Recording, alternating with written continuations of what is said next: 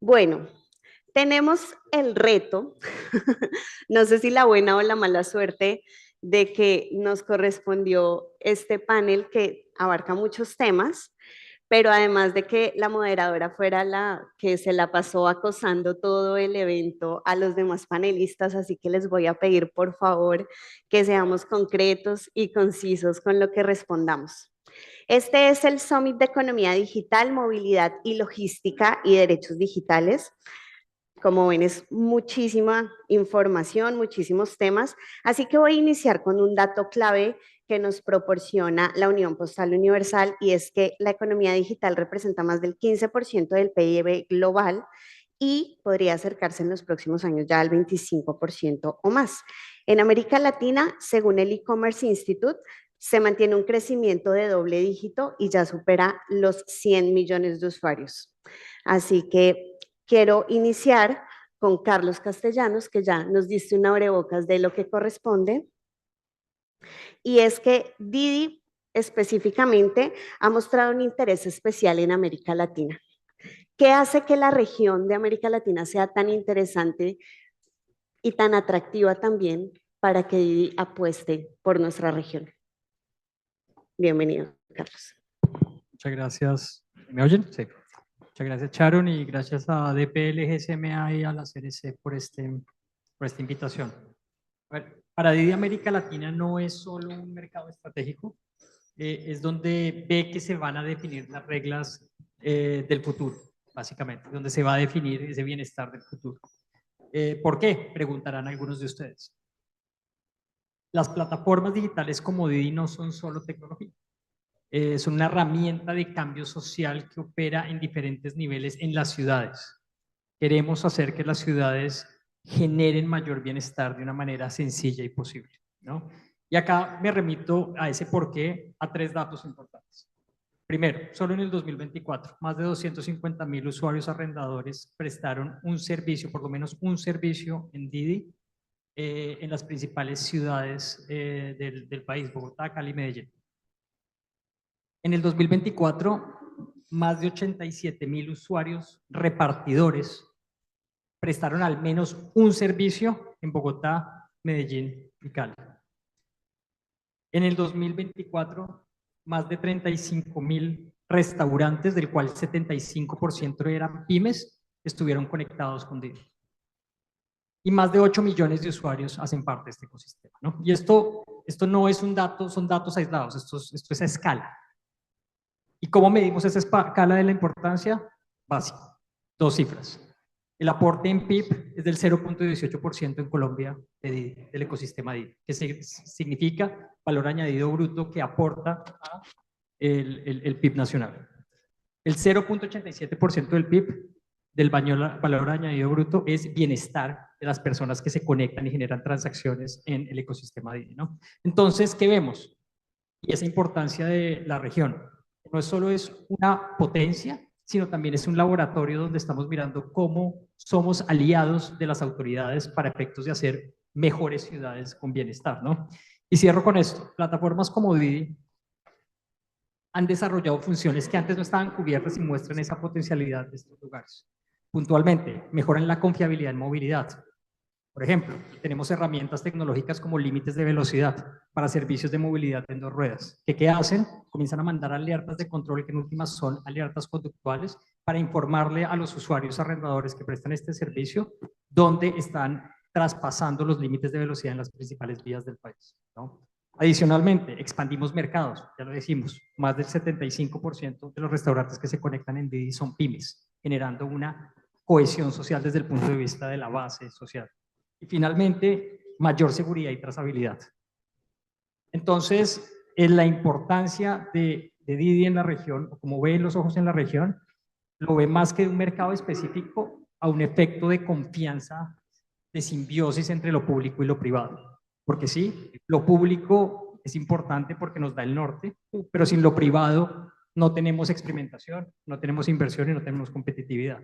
Entonces, sí, vemos la región como un aliado estratégico para efectos de generar mejores ciudades con un bienestar más posible. Bueno, teniendo en cuenta justo como esta diversificación también, estas múltiples opciones, y por eso quise iniciar preguntando quién utiliza Didi, Uber y en este caso Mercado Libre, porque quiero continuar con este asunto de expandirnos. Tenemos en línea a Luis López, como les dije, él es gerente de relaciones con gobierno de Mercado Libre Colombia. Y quiero preguntarte, Mercado Libre ya no es solamente un e-commerce, es logística, es fintech e incluso es crédito. ¿Cuál de estas verticales de transformación, más la economía digital, es la más importante en economía digital en general en Colombia? Bienvenido, Luis. Hola a todos, ¿cómo están? No, pues primero que todo dar las gracias. Desafortunadamente no pude acompañarlos presencialmente, precisamente porque estábamos haciendo un anuncio de 600 millones de dólares de inversión para Colombia este año. Entonces era una, una ocasión que valía la pena estar, pero bueno, afortunadamente existe la tecnología para que hoy podamos hablar y conversar un poco sobre esto. Eh, Sí, tienes mucha razón al decir que nosotros mayormente somos conocidos pues por nuestro marketplace, y en ese sentido pues hoy día en Colombia nuestra operación más fuerte sí está en esa operación de comercio electrónico. Sin embargo, cada día que pasa y en ese fortalecimiento del ecosistema que tenemos pues está creciendo mucho más el negocio de Mercado Pago, que es donde actualmente en Colombia tenemos una compañía de financiamiento, y también tenemos otras líneas de negocio como Mercado Ads, donde estamos incursionando también en el mercado de advertising y también tenemos Mercado Envíos, pues que es toda la plataforma que nos ayuda. Eh, yo creo que, y estas discusiones del comercio electrónico en general, una de las, pues de los grandes cambios que nosotros hemos venido viendo es que estas conversaciones las tenemos que dar como si hay un pilar más importante que el otro. Al final, todo el ecosistema digital y lo que nosotros buscamos en Mercado Libre es obviamente que todo el ecosistema se complemente y que termine realizándose en lo que es hoy día el comercio electrónico y pues para nosotros las ventas para las MIPYMES, que de hecho lo veíamos ahorita en el panel de TikTok, donde ellos Lo decían perdimos por un momento. que su gran, Esperé un digamos que el ratito gran como beneficio el que le feedback, están dando pero no, en el creo que caso se de nos ellos a fue. estas pymes, nosotros Entonces también lo vamos a tenemos. continuar. Y Nuestro me quedo justo con propósito lo que nos está es el de diciendo. democratizar Nos el dijo Mercado. comercio y las finanzas en América Latina.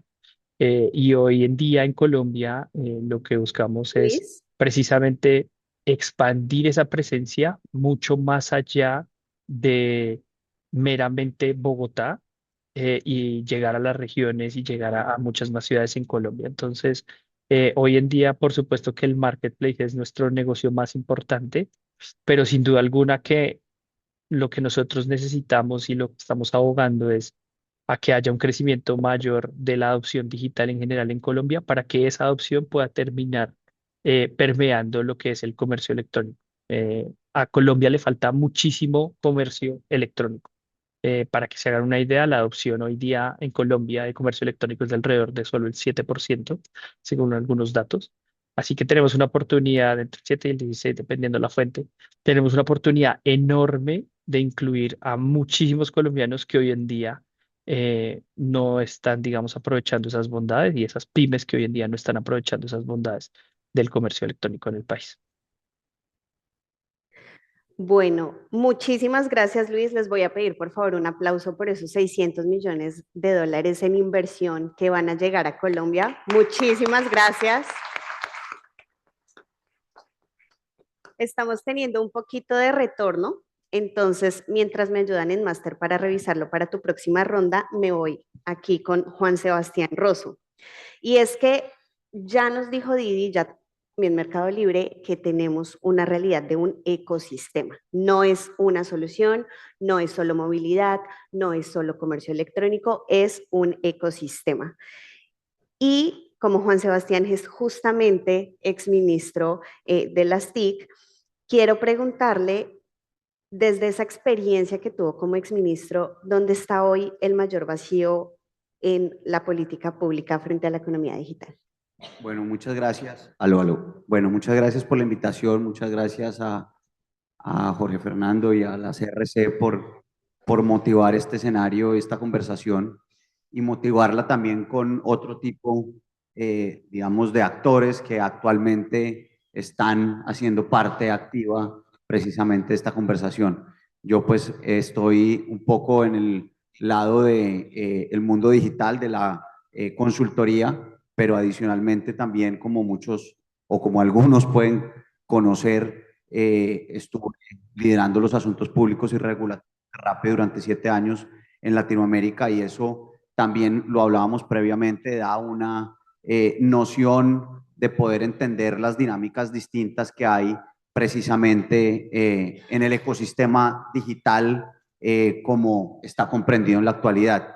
Y creo que ahí es donde, digamos, vale la pena reenfocar un poquito la conversación, en el sentido que en mi opinión hemos estado muy enfocados en el marco regulatorio y en cómo llevar de la mano la innovación, la evolución del sector, pero adicionalmente sin que eso signifique una limitante para la innovación y la economía digital en términos generales. Y yo creo que más que una dicotomía hay es que enfocarse muy bien en tener una política pública como un marco general que oriente precisamente cuáles son las apuestas que va a hacer el país en materia digital en cualquiera de sus ejes, en infraestructura, qué tipo de infraestructura, en qué lugares de la población, en qué lugares del territorio y en qué sectores de la población, perdón, y que eso juegue adicionalmente con la regulación como una herramienta básica para cuando ocurran casos específicos en donde haya un periodo de observación, una identificación de unas fallas específicas y que esa regulación no únicamente esté mirada desde la perspectiva limitante, sino también habilitante. Yo creo que eso es muy importante que lo podamos poner en perspectiva para no siempre estar como en la pregunta, y aquí hay el representante Ciro, que ya también ha estado en estos debates durante mucho tiempo. En el Congreso también hay un poco esa percepción de tenemos que regular para limitar y para orientar precisamente cada uno de estos riesgos. Y por el otro lado, creo que desde la perspectiva de la innovación de la economía digital, hay algo que en el Estado es muy difícil de asumir y es la capacidad de estar abiertos al error, a los riesgos, porque cada regulación implica un trade-off.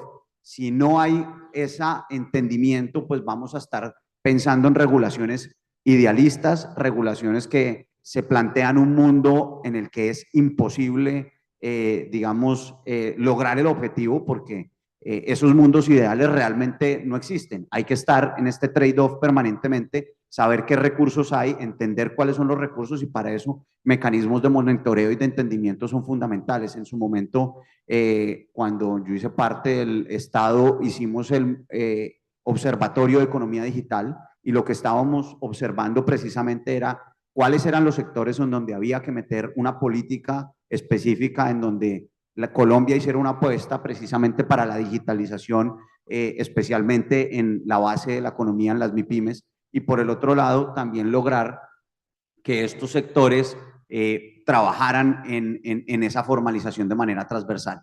Y en el caso, simplemente para cerrar con el ejemplo claro de Rappi, a quien nuevamente representé y represento en la actualidad, pues hubo precisamente ese debate desde el punto de vista de la regulación laboral.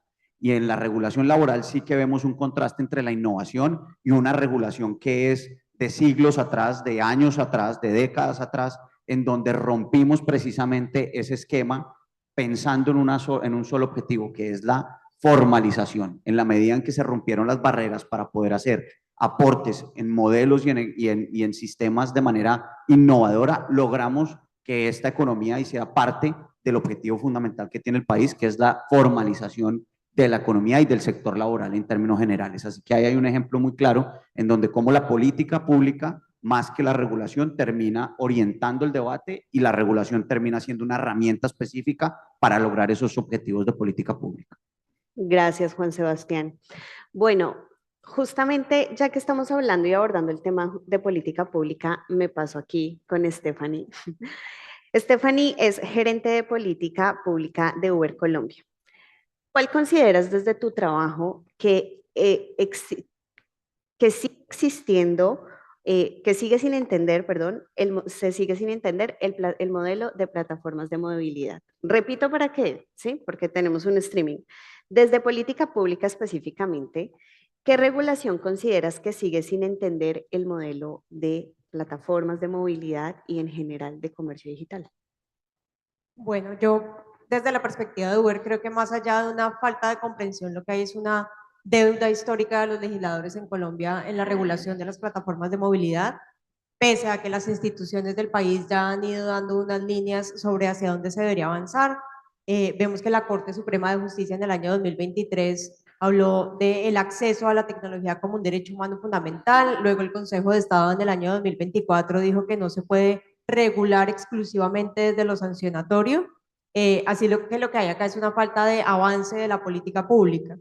Y lo otro que vemos y donde quizás hay una falta de comprensión es que no se puede seguir encasillando el ejercicio que hacen las plataformas de movilidad en las leyes de transporte de 1995 ni en las normas laborales de los años 50. Hemos visto que países como México, como Uruguay, como Brasil, ya avanzaron en una regulación pública específica para plataformas de movilidad. Y yo te diría para cerrar que lo que nosotros creeríamos que debería contemplar una regulación de la economía digital son tres pilares. Primero, reconocer la intermediación de las plataformas como una categoría autónoma, lo que les mencionaba, no encasillarla en esas normas obsoletas en las que hoy en día ya no caben.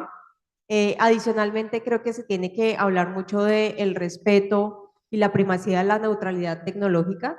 No se puede regular de una manera mucho más gravosa los servicios que se prestan a través de plataformas por el simple hecho de prestarse a través de una tecnología. Esto lo que hace es que reduce la inversión para un país que necesita inversión para su transformación digital y adicionalmente la articulación público-privada. Acá necesitamos, para avanzar en una regulación inteligente, datos, evidencia, la participación de todos los actores y entender que requieren reglas propias y que vayan cambiando continuamente a medida que va evolucionando la tecnología. Muchísimas gracias, Stephanie.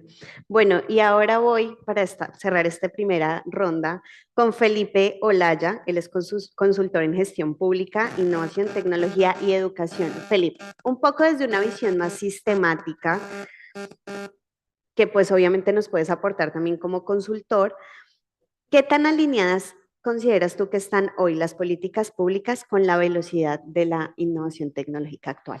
Sharon, buenos días. Y Jorge Fernando, muchas gracias por permitir este espacio y feliz cumpleaños por anticipado. Siempre estos espacios son realmente de mucho aprendizaje. Ahorita desde consultor, pero también he tenido la oportunidad de estar desde el sector público, también construyendo política pública y obviamente administrando recursos. Yo creo que realmente y desafortunadamente no están completamente alineadas. De hecho, creo que la política pública siempre va un paso atrás. Aunque hay avances en diferentes sectores, por ejemplo, en conectividad, Colombia, de acuerdo a OCDE, hoy estamos aquí sentados con la ventaja de haber tenido ese informe que nos presentaron ayer, de acuerdo a OCDE.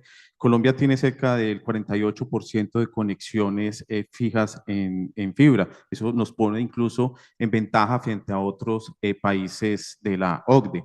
Pero así todo y con lo que tenemos en mejoras en muchos sectores, yo creo que el problema estructural es que la política pública todavía hoy viene manejándose de forma sectorizada, mientras que la economía digital funciona de manera integrada. Es decir, ahí hay una diferencia importante que hace que, por supuesto, la política pública vaya mucho más lento y realmente, pues entendiendo y conociendo el sector público colombiano, pues la política pública nunca va a poder estar a la velocidad de la innovación tecnológica. Sin embargo, responsabilidad de los administradores de las políticas públicas y de quienes participan en la construcción de las políticas públicas, pues de alguna forma no pretender ir a esa velocidad, pero sí anticiparse a muchas de las situaciones y a muchas de las circunstancias que se van a presentar en el futuro. Por eso es importante entender, no se trata de velocidad, pero sí entender que la institucionalidad va mucho más lento y esto significa que se necesita no solamente el compromiso de quienes hacen política pública, sino de todos los actores que participan de la construcción de ella, porque la innovación va mucho más rápido, pero el rezago finalmente lo tenemos desde el punto de vista institucional. Perfecto, muchísimas gracias, Felipe.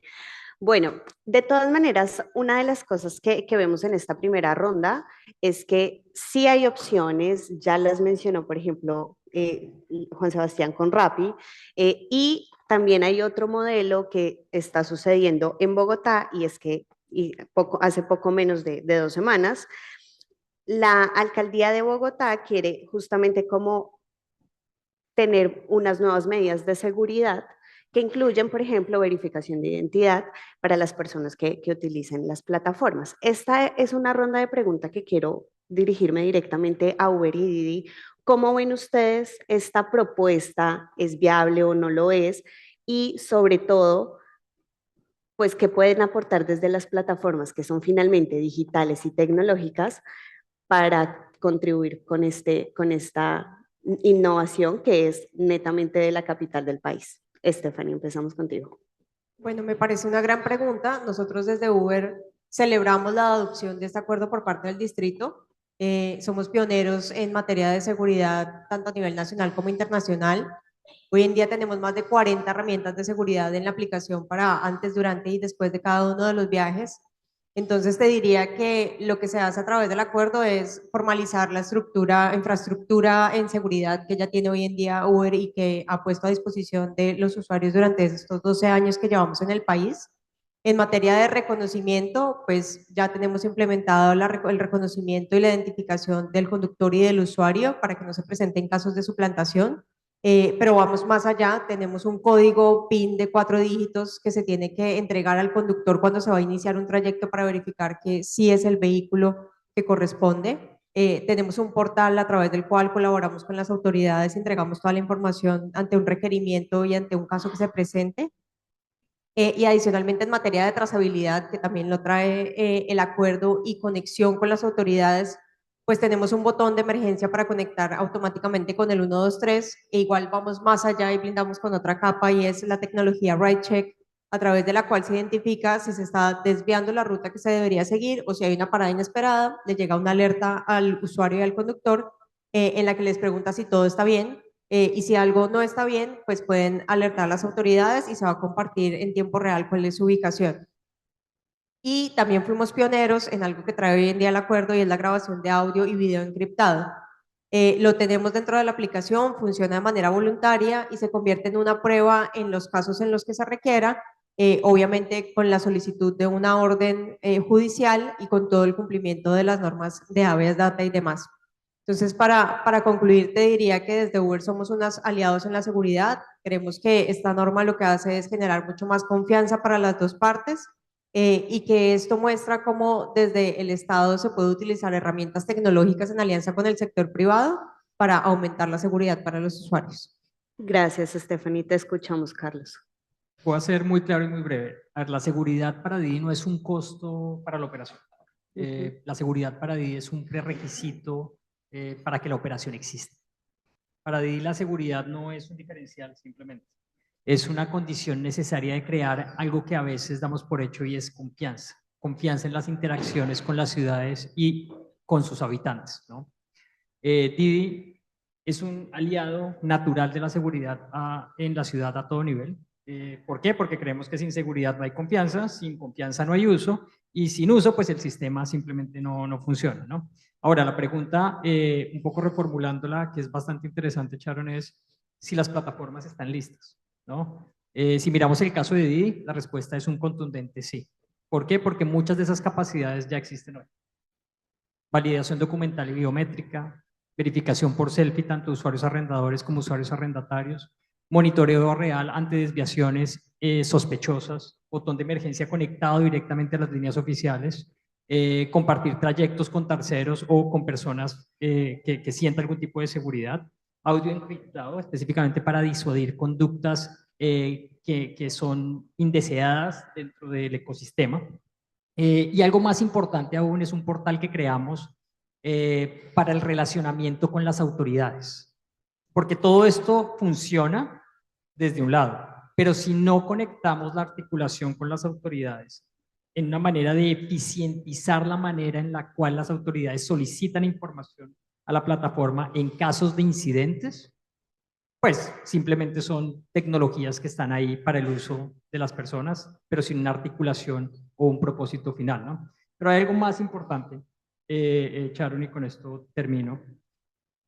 Sí creemos que plataformas como Didi no son solamente aliados, sino que hacen parte de una red ampliada de seguridad urbana que hace parte de esa infraestructura. Y lo mostramos de una manera puntual. El año pasado cerramos un memorando de entendimiento con la Unidad de Búsqueda de Personas Desaparecidas. Pusimos nuestra tecnología a disposición de una causa país y era ayudar a encontrar a miles de personas desaparecidas en el marco del conflicto armado. Adicionalmente, invertimos más de 15 millones de dólares en la región para efectos de robustecer los sistemas de seguridad que hacen parte de ese ecosistema Didi. Y adicionalmente, creemos que esa seguridad dentro del ecosistema lo que da es confianza para el usuario arrendador, usuario arrendatario, pero más importante aún, para efectos de articular con acciones de prevención, contención posibles y reales con las autoridades para efectos de combatir, pues en últimas, cuestiones desalentadoras como es el crimen en las ciudades de Latinoamérica donde operamos. Gracias, Carlos. Definitivamente, sí, el tema de seguridad es una realidad que pues hay que atender desde diferentes frentes, porque no es menor, finalmente. No, iba a pasar a otro tema, pero ya que tú estás justamente de ese tema, quiero que conectemos con la siguiente pregunta. Y es, ¿qué tan cerca está Didi en América Latina de tener una especie de super app, un poco como funciona también en China, que tienes todo en la misma aplicación, funciona todo perfecto, aparte tiene seguridad, pagas, bueno, todo funciona. ¿Qué tan cerca estamos? ¿Qué posibilidades crees que, pues, de que esto surja en América Latina o en algún país de América Latina en un punto? Bueno, es muy buena pregunta. La convergencia ya empezó. Didi vio que ya esa convergencia empezó, pero no es una historia de producto, es una historia de sistema, ¿no? Hoy estamos viendo por lo menos 3 capas que se integran. La capa de movilidad, una capa de comercio y una placa de inclusión financiera, ¿no? A diferentes niveles. Lo realmente innovador no es juntarlas, es cómo construimos alrededor de esas capas cuando se integran, ¿no? Ejemplo de una persona puede generar ingresos de manera independiente prestando servicios de movilidad cuando se conecta a la plataforma. De ahí accede a más demanda y de ahí empieza a construir un historial y pues acceso a servicios.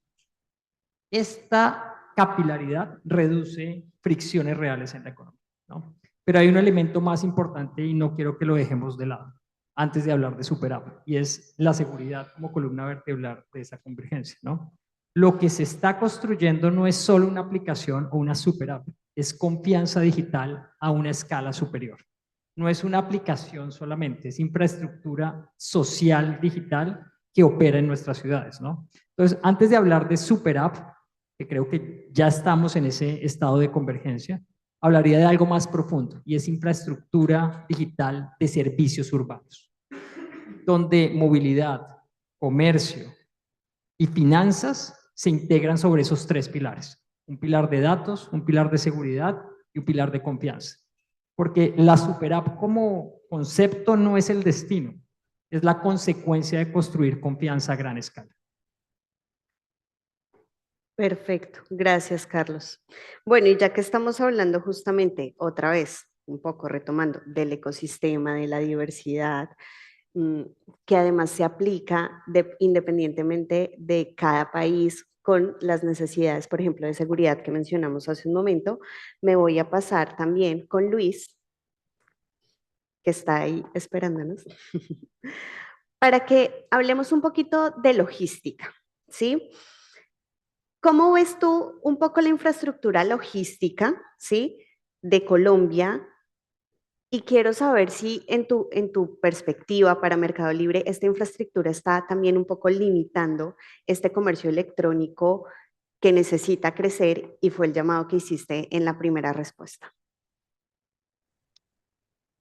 Sí, mira, para que tengan una idea, nosotros hoy en día podemos llegar creo que es al 98% del país, algo así. O sea, nosotros tenemos ya la capacidad hoy en día de llegar. Los tiempos obviamente dependen mucho como del tipo de producto que se compre, pero en términos generales nosotros ya tenemos por lo menos la capacidad de llegar a grandes ciudades con un día de diferencia, más o menos, luego de hacer un pedido. Entonces ya creo que hoy en día el reto más grande como tal no es logístico, eh, sino que tenemos otros retos muy grandes. Y yo ahorita escuchaba a Carlos, por ejemplo, el tema de la confianza. El tema de la confianza es fundamental. Hay una sensación generalizada de desconfianza hacia lo digital, por lo menos en materia de hacer compras digitales. Ese es un reto mucho más grande que el reto meramente de infraestructura. Tenemos otro reto muy grande que lo mencionó también Juan, y es el tema de la digitalización, no, perdón, de la formalización. Somos un país supremamente informal, eh, con más del 50% de nuestra economía informal. Y tenemos otro reto que también lo traía Carlos y creo que le escuché a Stephanie, es el tema pues de la inclusión financiera desde ciertos puntos. Entonces, al final lo que nosotros necesitamos o estamos creando y que todos quienes estamos sentados en esta discusión queremos es un ecosistema digital eh, más completo, pero pasa un poco como eso de que ya tenemos como las redes, pero no las utilizamos lo suficiente. Y ahí es donde está el reto real de esto, es la confianza al final es el hecho de que alguien pueda comprar tranquilo en línea o que alguien pueda usar un servicio de movilidad en línea. Eh, y todo esto que hablaban de la regulación, yo voy a utilizar una frase un poco de cliché, pero lo digital fue como tan bueno para llegar a un montón de actores que estaban fuera del ecosistema o incluso de la economía, que vimos en lo digital una oportunidad en lugar de expandir y luego como tomar los réditos de esta expansión digital, lo que vimos fue como la oportunidad de ponerle más trabas a algo que estaba funcionando bien. Y hoy en día, una de las grandes preocupaciones que tenemos es que muchos de nosotros como empresas pasamos más tiempo eh, intentando darle manejo a ciertas iniciativas regulatorias que le hacen mucho daño a un país que parece regular como Dinamarca y no como Cundinamarca, y que nos pone como con estas alertas regulatorias que nos hace también muy difícil operar y crecer a los niveles que lo querríamos hacer.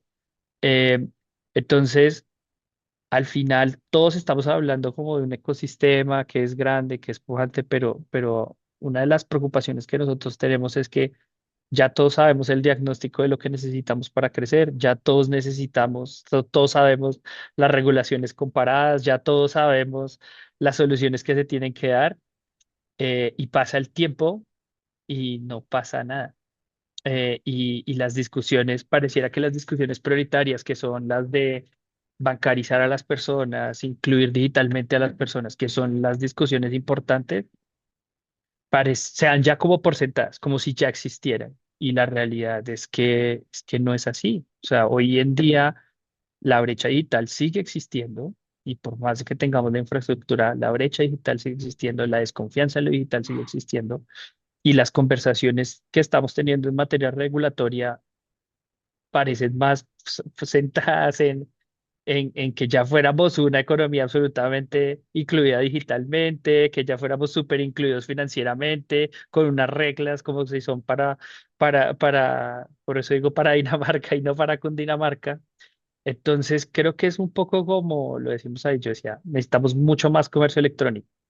La infraestructura la superamos con aviones, con tecnología, se puede hacer muchas cosas, pero sin duda pues el reto sigue siendo que de verdad el tema regulatorio y tener esa cancha equilibrada, ¿no? De la que todos hablamos, el comercio, por lo menos en nuestro lado, es más notorio aún, pues, de que tenemos una serie de normativas que se aplican solamente a unos actores del sistema y no a otros.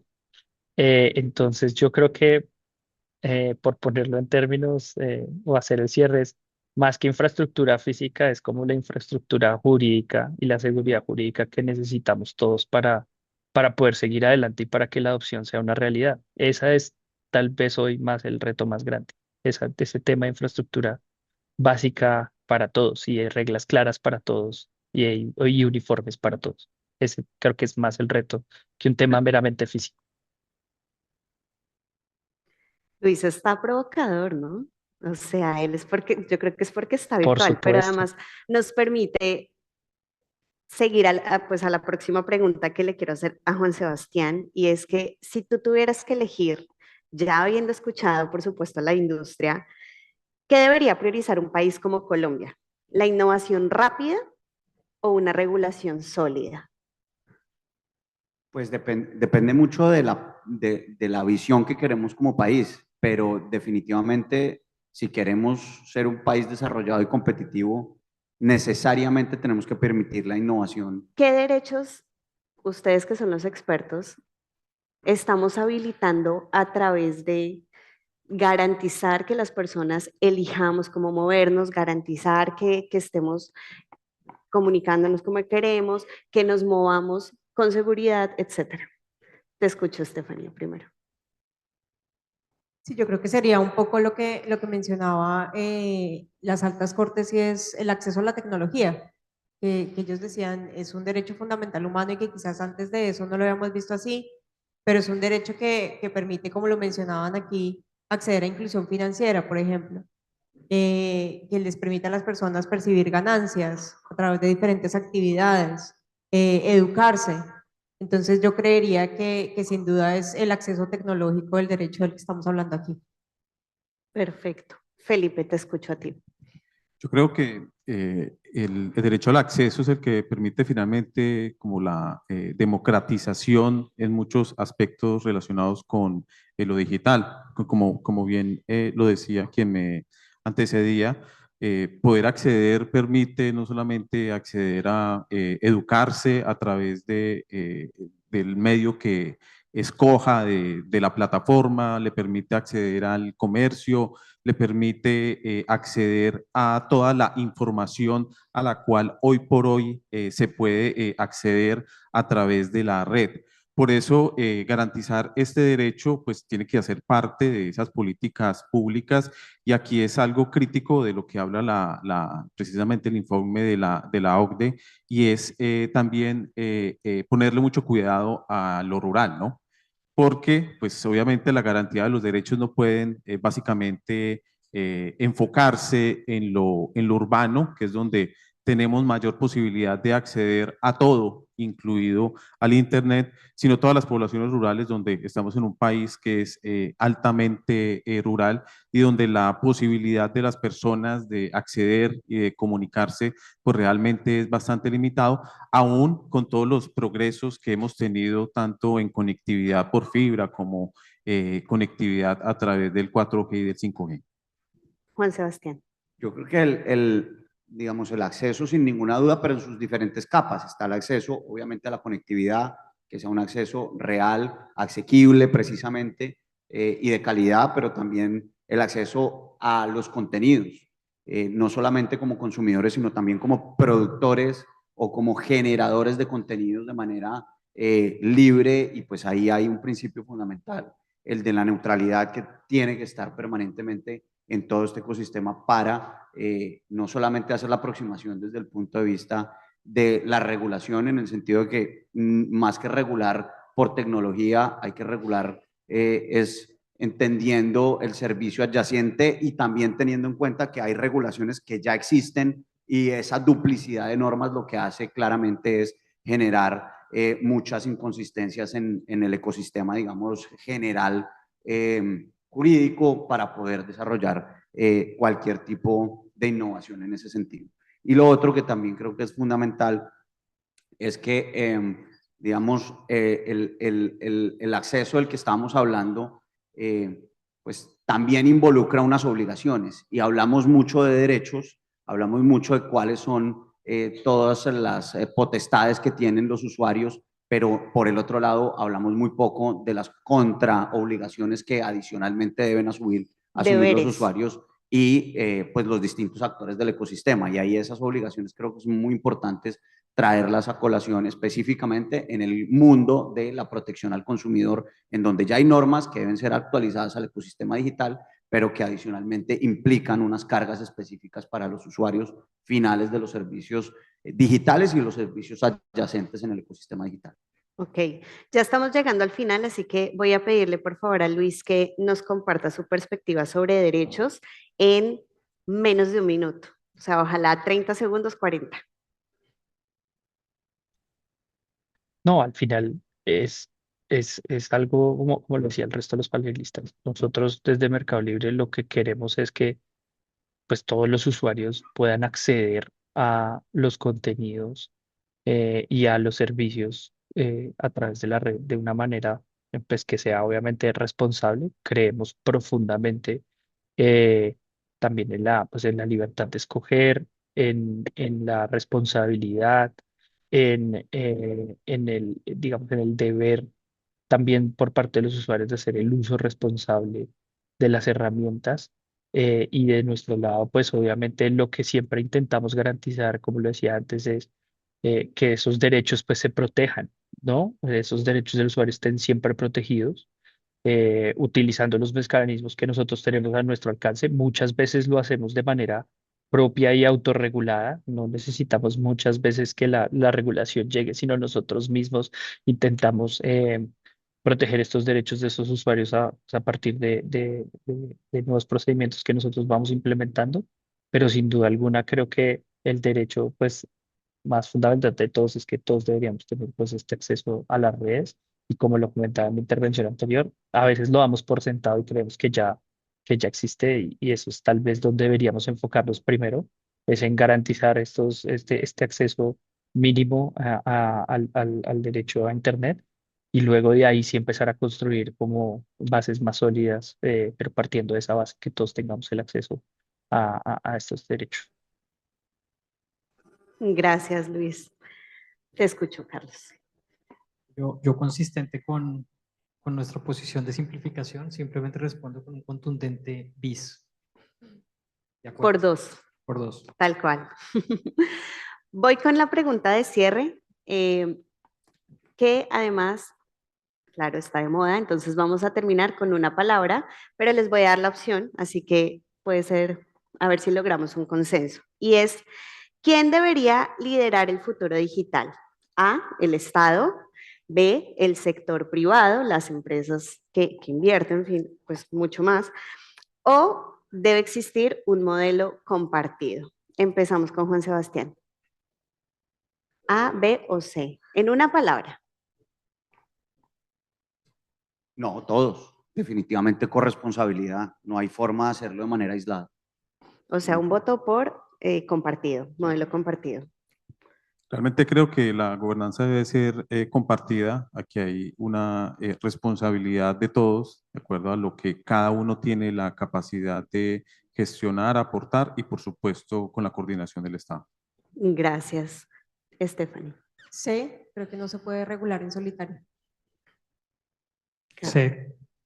Luis. Compartida y yo creo que la palabra de este año que va a ser consensuada. Todos podemos llegar a acuerdos entre diferentes, podemos pensar diferente, pero todos podemos llegar a acuerdos.